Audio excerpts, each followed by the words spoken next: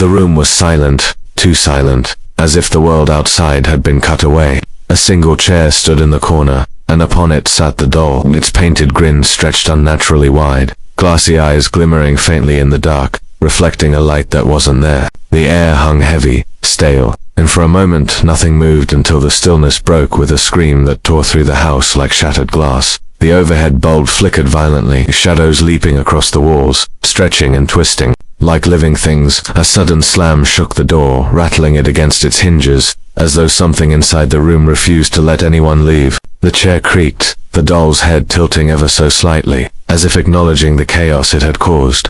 People who entered this house would later swear they felt eyes on them.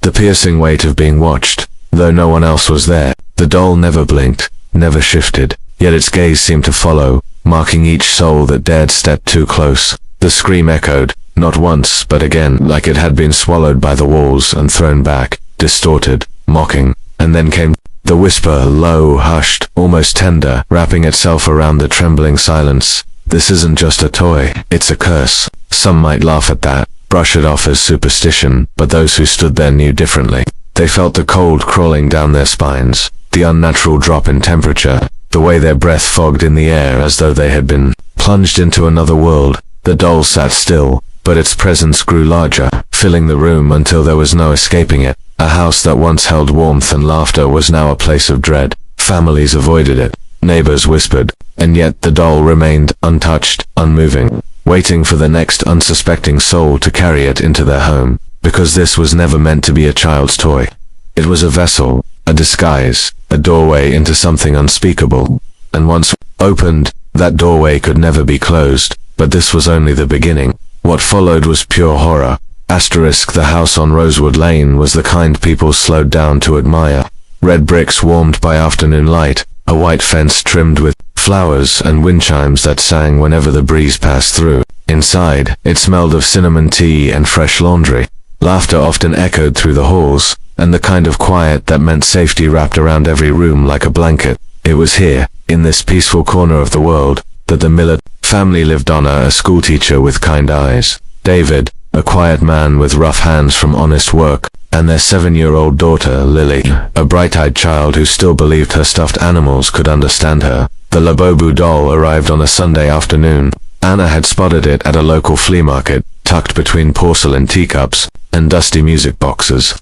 Its strange, impish face caught her attention. Not quite a teddy bear, not quite a goblin. "It's different," she said with a smile. Lily's face lit up. "He looks funny, can I name him?" They didn't think twice. For $5, it was hers. Back at home, Lily carried the doll everywhere. She named him Boo Boo and introduced him to every toy in her room. "He's my favorite," she whispered as she tucked him beside her pillow that night. Anna watched from the doorway, heart warm at the sight. Childhood innocence, she thought. How lucky we are. But by the second night, something shifted. David found Lily sitting upright in bed at 2 a.m. whispering softly. "Who are you talking to, sweetheart?" he asked. Lily blinked slowly. "Boo Boo." He was telling me a story. Her eyes were wide but calm, her tone so casual it unnerved him. David chuckled uneasily, patted her head, and led her back under the covers. Kids had wild imaginations, he told himself. The next morning, Anna noticed Boo Boo wasn't in bed. She found him sitting upright in the hallway facing the stairs. "Lily, did you move him?" "No, Mummy," she said, eyes glued to her cereal. "He wanted to see the downstairs." Anna smiled, though a chill brushed the back of her neck as the week passed.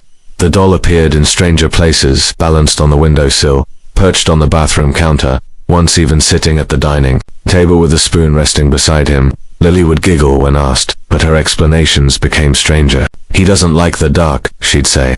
Or, "He wanted to watch Daddy sleep." One evening while tucking Lily in, Anna heard her whispering again. This time she listened from the hallway.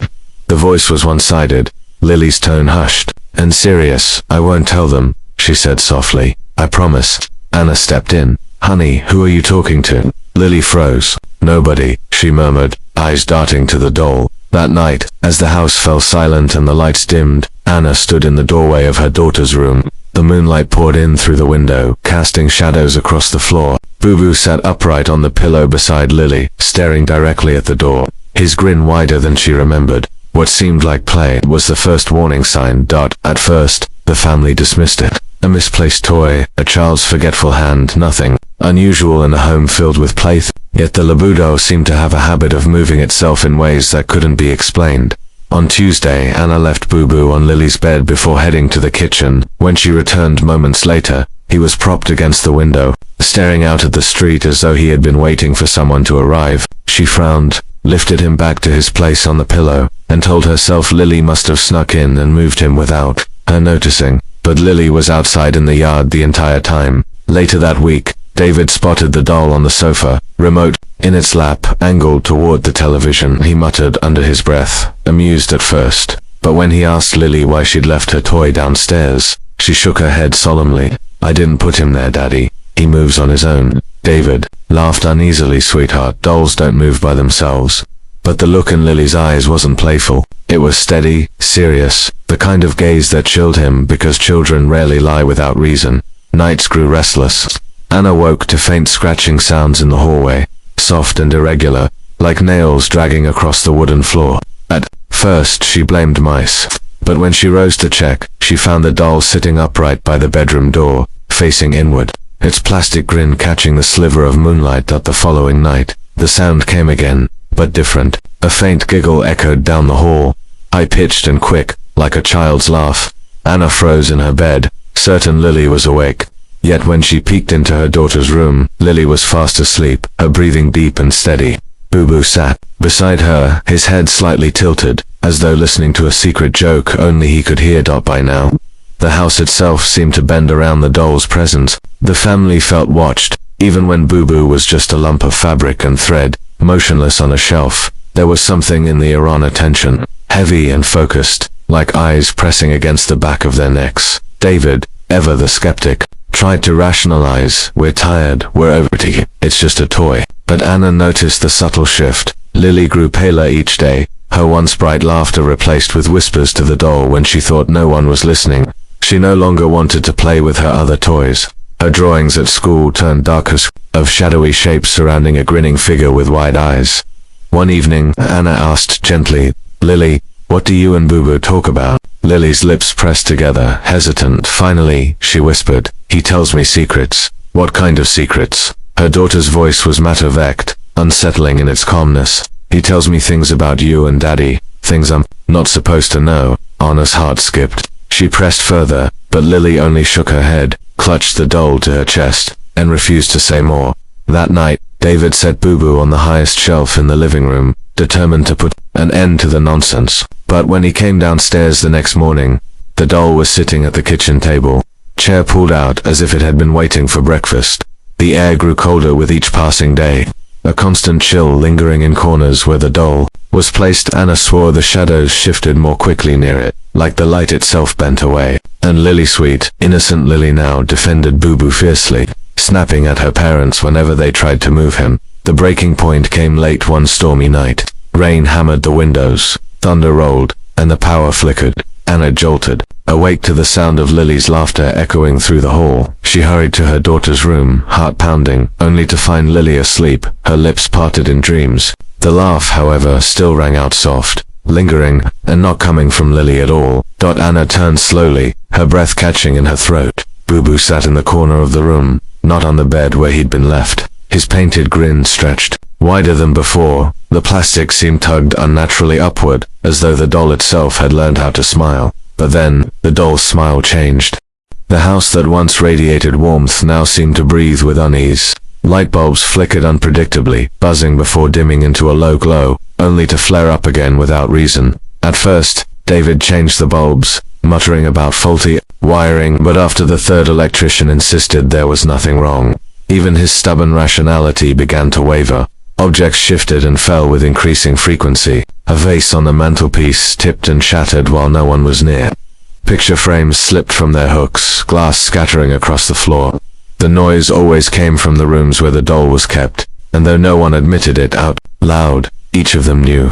Boo Boo was at the center of it all. Even the pets refused to go near him. Their cat, once fond of curling at the foot of Lily's bed, now hissed whenever it approached the door to her room. Its fur would bristle, back arched, before it bolted down the hall. The family dog whined constantly, pacing the living room at night, ears pinned flat. Whenever the doll sat in plain sight, the animals pressed themselves against the farthest wall, trembling. Meanwhile, Lily was changing. Her cheeks lost their glow, her skin paling as though color itself was being drained from her. Dark circles bloomed beneath her eyes, evidence of nights spent sleepless. When asked, she would mumble the same thing over and over. "He talks to me. What does he say?" Anna would whisper, kneeling by her bedside. "He tells me stories," Lily said once, her gaze unfocused, voice distant. Stories about people who scream.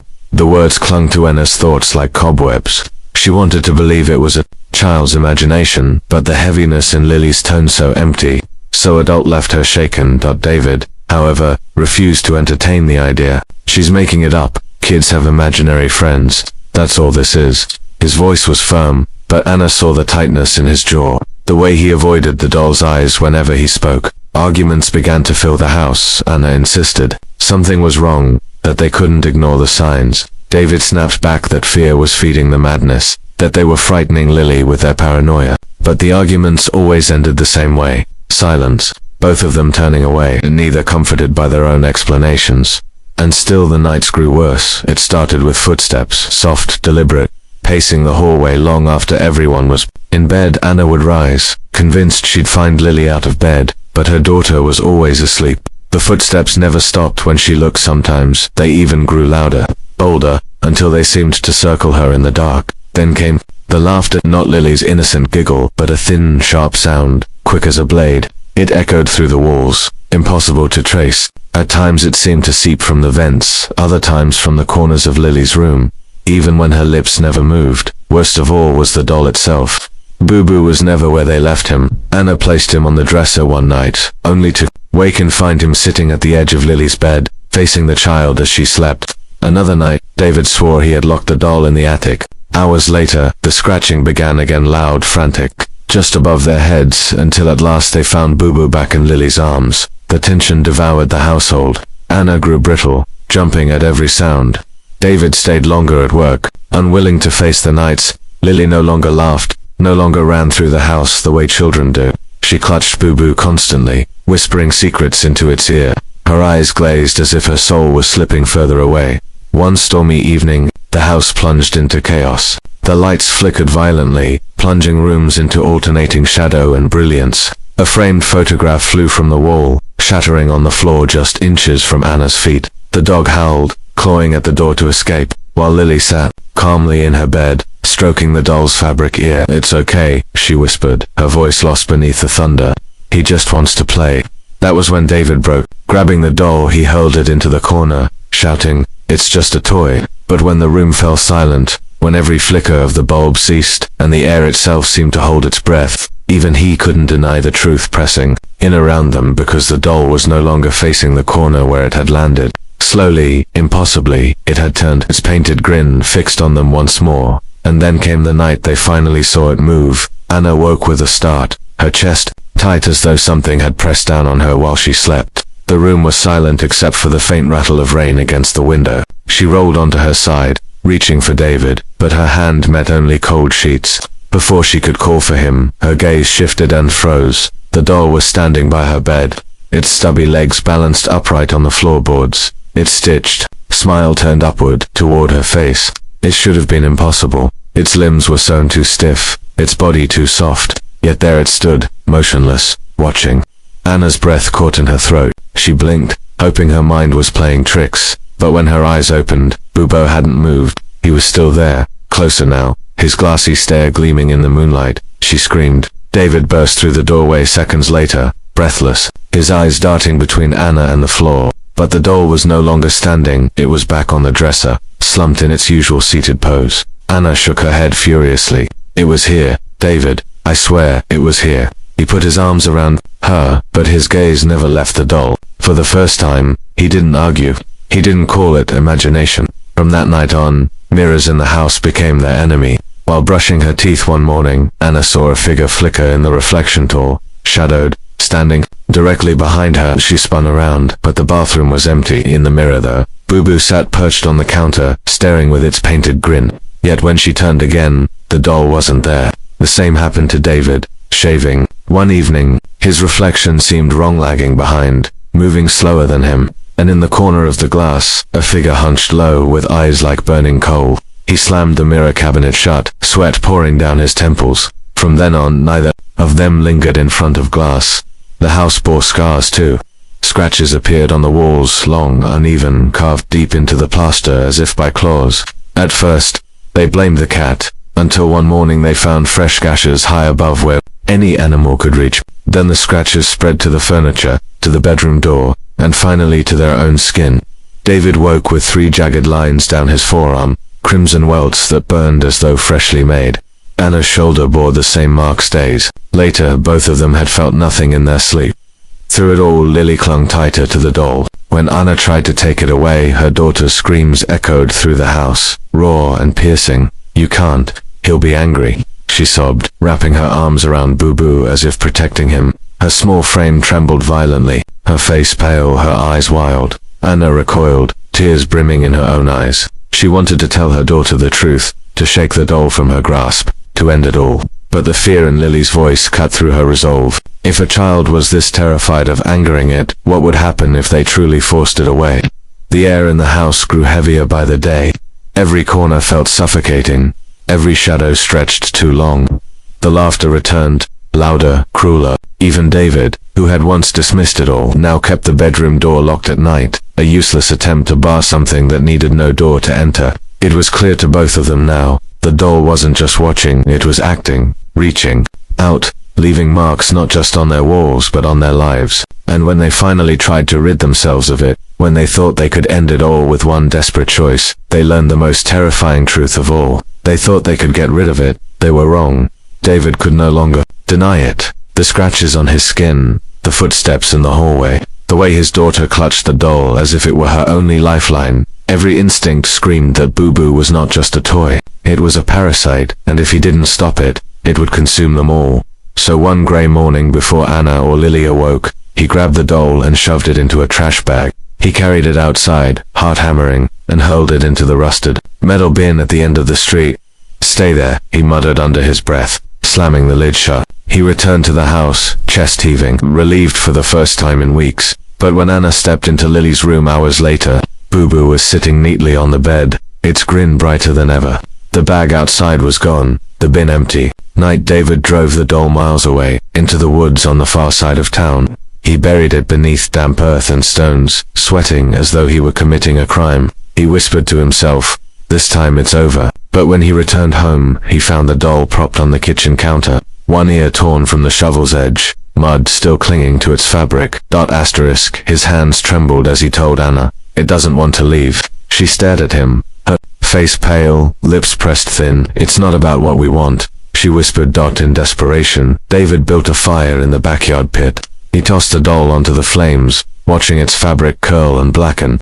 The flames roared higher, sparks flying into the night. For a moment he believed he'd done it until a sharp high-pitched scream split the air. It wasn't Lily's voice, nor Anna's. It was something older, raw, a cry of rage that rattled through the trees. The fire died down instantly, as if smothered by an unseen hand, and when the smoke cleared, the doll sat untouched on the ashes, its grin unchanged, its glassy eyes glinting in the dark. Word of the family's torment spread quietly through the neighborhood. Neighbors whispered when the Millers passed, their voices trembling with both pity and fear. Some claimed they had seen lights flickering violently through the Miller windows at night, shadows pacing back and forth across the curtains. Others swore they heard screams carried on the wind, screams that didn't sound entirely human. Finally, Anna turned to the one person in town who might understand. Old Mrs. Navarro, a woman with silver hair and a cane, had lived on Rosewood Lane for half a century. She listened silently as Anna poured out the story, her hands twisting in her lap, her voice breaking with each word. When she finished, Mrs. Navarro leaned forward, her dark eyes heavy with knowing. "It chooses its family," the elder said quietly, "and it never leaves willingly." Anna shivered. "Then what do we do?" The old woman shook her head. "Pray, endure, or pay its price." The words haunted Anna as she walked home, her footsteps quickening in the fading light. From that night on, the activity escalated beyond anything they had endured before. Doors slammed shut on their own, trapping them inside rooms until minutes later they would swing open with bone-rattling force. Windows shattered without warning, glass exploding inward as though struck from outside, yet no figure ever appeared. The laughter returned louder, sharper, accompanied now by low guttural growls that vibrated through the walls. Lily grew weaker, her body thinner, eyes sunken with sleepless nights. Yet she clung to Boo Boo with ferocity, snarling if anyone tried to pry him from her arms. Sometimes Anna found her daughter standing in the hallway in the dead of night, whispering to the doll in a language she didn't recognize. Other times she caught Lily staring blankly into space, lips moving silently, as though repeating instructions only she could hear. One evening, the family gathered in the living room, the air tense, the house trembling with unseen energy. The dog barked furiously at the empty corner, hair bristling, before collapsing suddenly as though struck. David bent to touch it, but the dog's body was cold, its eyes glassy, its breath gone. Anna screamed. The doll sat in Lily's lap, grinning. From that moment, every night became an assault. The walls shook, dishes shattered, unseen claws raked along the floorboards. Lights flickered until bulbs burst overhead, showering sparks. The house groaned under invisible pressure, as though it would collapse upon itself, and always threaded through the chaos was that laughter mocking merciless, as if the doll itself delighted in their unraveling. David barricaded the doors, nailed windows shut, but nothing stopped the torment. He and Anna clung to each other in the dark, their marriage fraying under the strain, their every breath filled with dread. They thought they had reached the peak of horror. They thought the scratches, the screams, the shattered glass were the worst the doll could bring, but the house itself seemed to pulse now, alive with malevolence, every wall closing in with the promise of more suffering to come, because Boo Boo had not finished with them. The whispers that curled from Lily's lips grew sharper, darker. Sometimes, in the half-light, her eyes seemed to glow faintly, her smile too wide to belong to her, and when Anna finally begged her, "Please, baby, put him down, please," Lily only shook her head. "He's not done yet," she said softly. "He wants something more." The words hung in the air like a death sentence. The house fell into silence then, the kind that pressed against their ears, heavy and expectant. In the stillness, the doll shifted ever so slightly in Lily's arms, its fabric hands curling into fists, but the worst was yet to come. The doll wanted blood. The transformation began subtly, so subtle that Anna tried to convince herself it was only exhaustion, only the toll of sleepless nights. But soon there was no denying it, her daughter was no longer her daughter. Lily's eyes, once bright with innocence, seemed darker now, ringed with shadows that made her look years older. When she smiled, it stretched too far, the corners of her lips curling unnaturally, as though mimicking the doll she held so tightly. Her laughter chilled the air. It no longer rang with childish delight but cracked and sharp, rising at odd moments, when nothing was funny. Sometimes she would sit in silence for hours, Boo Boo in her lap, her thin fingers stroking the fabric ear while her shoulders jerked with silent giggles. At other times she whispered, and though Anna leaned close, she could never catch the words, only a low hiss, rhythmic, too measured to belong to a child. The doll seemed fused to her now. She would not eat without it in her lap, would not sleep unless it was tucked beneath her arm. Even in the bath, she insisted on holding it, its fabric darkening with water, its grin never fading. David tried once to pull it away, but Lily's scream was so piercing, so raw, it sent him stumbling back in terror. For a moment her eyes flashed, black and glinting, and the lights in the house flickered violently. It was Anna who finally broke, voice trembling as she said the words neither wanted to speak. "We need help. This isn't something we can fight." David hesitated, but when he looked at his daughter, her lips moving in a silent chant, her gaze fixed on a corner where no one stood, he knew she was right. They called Father Morales, a local priest known for his work in cleansing houses, where others dared not go. He arrived one evening with a leather-bound Bible in his hand and a crucifix gleaming faintly in the dim light. He studied Lily quietly, his face betraying no expression as she sat on the couch, doll in her lap, eyes unblinking. "It is not the child," he murmured. "It is what has attached itself through the toy." The ritual began at midnight. Candles flickered in every corner of the living room, their flames bending sideways though no wind blew. Father Morales chanted prayers in a steady, commanding voice, his crucifix held high. At first, Lily sat still, staring blankly ahead, Boo Boo pressed against her chest. But as the words filled the air, she began to shake. Her lips curled back, and a laugh ripped from her throat, deep guttural, nothing like the voice of a little girl. The house responded. The walls trembled, picture frames crashing to the ground. Shadows thickened in the corners, stretching upward like hands clawing toward the ceiling. The temperature plummeted, frost forming across the window panes as though winter had invaded the room. "Do not stop," Father Morales commanded when Anna screamed. He pressed forward, chanting louder, sprinkling holy water that hissed when it touched the doll. Lily writhed, her limbs thrashing violently, yet her hands never loosened their grip on Boo Boo. The crucifix shook in the priest's hand as an unseen force slammed against him, driving him back a step.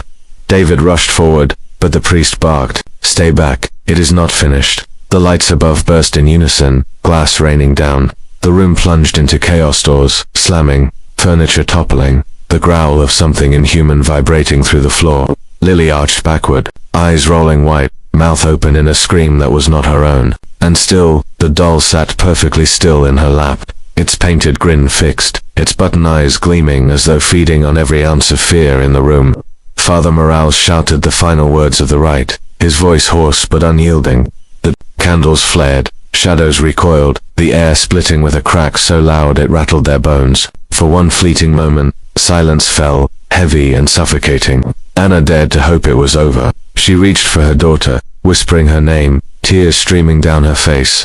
Lily stirred, her eyes fluttering, her chest heaving shallow breaths. But then, in the stillness, a sound emerged, low, guttural, echoing from a place no child could reach. Anna froze, her blood turning to ice. For the first time since it entered their home, the doll shifted on its own, its fabric jaw stretched, seams splitting, as something far too real forced its way forward. And then, the doll opened its mouth. The house had become a battlefield. On the last night, the air itself rebelled against them, windows shattered inward with invisible blows, glass scattering like rain across the floor, tables lifted from their legs and hurled themselves into walls, cabinet doors banged open and shut in a deafening rhythm, as though the house had grown a heartbeat of its own. At the center of it all was Lily. She no longer stood, she floated. Her small body rose from the couch, hair streaming upward as if pulled by unseen strings. Her eyes were gone, consumed by blackness, and her mouth opened in a soundless scream. In her arms,